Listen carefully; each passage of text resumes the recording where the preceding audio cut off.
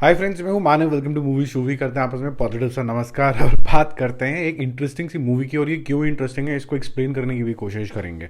Leave the world behind, यानी कि ये दुनिया छोड़ो और ऊपर पहुंच जाओ। तो यहाँ पर भी एक परिवार है जो अचानक से एक हॉलीडे प्लान करता है और बोलता है कि चलो चलते हैं लग्जरी से एक घर में रहते हैं जाके, जहाँ पर जूलिया रॉबर्ट्स यानी अमेंडा और उसका परिवार यहाँ पर जाता है और रहना शुरू करता है अपने टीनेज किड्स के साथ। और अचानक से उनके घर की घंटी बजती है कि हेलो हेलो, आपका जो ये घर है ये तो हमारा है। और यहाँ पर दो और लोग आते हैं, एक बाप और एक बेटी, और ये बोलते हैं कि आपको ये नहीं पता कि बाहर जो है ना एक साइबर अटैक भी हो चुका है और दुनिया जो है वो खतरे के अंदर है।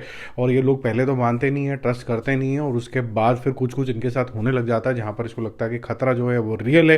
क्योंकि एक ऑयल टैंकर जो होता है एक बीच के साइड के ऊपर इनके ऊपर आता हुआ दिखता है और उसका साइज जो होता है वो जाइगेंटिक होता है। अब देखो, इस मूवी के अंदर सर्वाइवल एलिमेंट्स तो बहुत सारे हैं, लेकिन इसको खास क्या बनाता है? खास बनाता है ह्यूमन बिहेवियर खुद।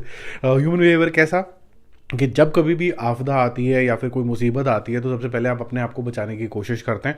और साथ ही साथ में ये जो ट्रस्ट, मिसट्रस्ट, कोलैबोरेशन, ये सारी जो बातें होती हैं ये ना कहीं किसी भी मूवी के अंदर बहुत ज़्यादा तरीके से डीप डाइव नहीं करी गई हैं।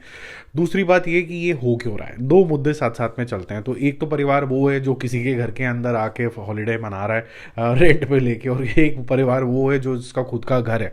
क्या ये एक दूसरे के साथ कोलैबोरेट करके मतलब यहाँ से बाहर निकल पाएंगे कि नहीं निकल पाएंगे, कुछ बच भी पाएंगे कि नहीं बच पाएंगे? और दूसरा, ये जो सारी चीज़ें हो रही हैं, ऑयल टैंकर बीच के ऊपर आ रहा है, टेस्ला की गाड़ियाँ अपने आप ही चल रही हैं, कुछ भी हो रहा है, ये जो साइबर अटैक है ये कौन करा रहा है? अब इसके अंदर जिस तरीके से सस्पेंसफुलनेस बनाई है, आपका दिमाग कभी इधर और कभी इधर और कभी इधर की कॉन्टम्पलेशंस के अंदर जाता है। यानी कि आप पहले तो कैरेक्टर्स के ऊपर शक करते हो, तो आप बोलते हो कि यार ये सही भी बोल रहा है कि नहीं बोल रहा है, ये भी कहीं के मिला हुआ तो नहीं है। स्पेसिफिकली जो यहाँ पर मार्शल अली का जो कैरेक्टर है जो कि बाद के अंदर आता है और क्लेम करता है कि ये मेरा घर है, पहले तो वहाँ पर एक आपको थोड़ा सा डाउट क्रिएट होना शुरू हो जाता है। आपको जूलिया रॉबर्ट का, अमेंडा का कैरेक्टर भी थोड़ा सा सिनिकल टाइप का लगता है कि यार ट्रस्ट करो, इकट्ठे तभी जी पाओगे, नहीं तो आप जी नहीं पाओगे। साथ में आपको एक और चीज़ लग रही होती है कि यार ये करा क्या रहा है, ये गवर्नमेंट क्या खुद करा रही है, यहाँ पर कोई बहुत बड़ा साइंटिस्ट है, यहाँ पर क्या कोई एक दूसरी कंट्री है जो यूएस के अगेंस्ट हो गई है? तो आपके दिमाग में काफ़ी सारी चीज़ें चलती रहती हैं और बिल्कुल एंड आते आते आपको उसका कुछ तो आंसर मिलता है। सेटिस्फाइंग नॉट सेटिस्फाइंग वो तो मैं आपके ऊपर छोड़ देता हूँ, क्योंकि मुझे वो ठीक लगा। मुझे लगा कि शायद इसके बियॉन्ड अगर जाते तो थोड़ा सा ड्रैग हो जाता, जिसकी वजह से मुझे सर्वाइवल सीरीज़ थोड़ी सी अलग लगी। क्योंकि यहाँ पर कोलैबोरेशन के ऊपर बहुत ज़्यादा ध्यान दिया गया है, यहाँ पर लोनलीनेस के ऊपर बहुत ज़्यादा ध्यान दिया गया है, यहाँ पर ये जो एलिमेंट है कि क्या हुआ है उसको बहुत एंड तक आपके लिए रख दिया गया है। आई थिंक 2.25 घंटे के आसपास की मूवी है ये, और उसमें अंदर भी आपको बिल्कुल हिंदी मूवी की तरह बिल्कुल लंबी चलती है और एंड तक आपको फोकस बना के रखना होता है कि एक्चुअली में हुआ क्या।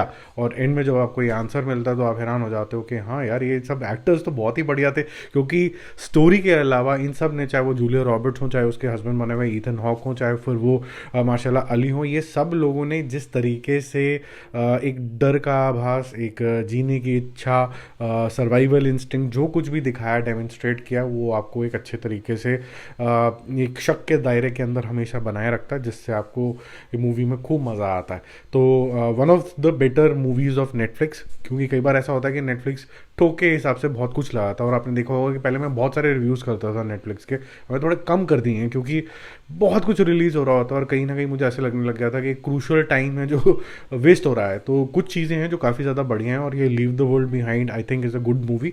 माई movie should be score is 9/10 because it's a well written story. और जो डायरेक्शन की अगर हम बात करें और जिस तरीके से इसकी सिनेमेटोग्राफी है, विजुअल्स जो लिए गए हैं, आपको 1 मिनट के अंदर भी जो भी एलिमेंट ऑफ वीएफएक्स, जैसे फॉर एग्जांपल जो टैंकर आ रहा होता है, वो सारी चीज़ें आपको महसूस नहीं होती हैं। और जो साईफाई चीज़ें यहाँ पर थोड़ी बहुत यूज़ हुई हैं उसके अंदर भी आपको एकदम रियलिज्म का एहसास होता है। तो don't waste your time, go and watch this movie. It is also available in Hindi, ये हिंदी में भी अवेलेबल है। Bye bye.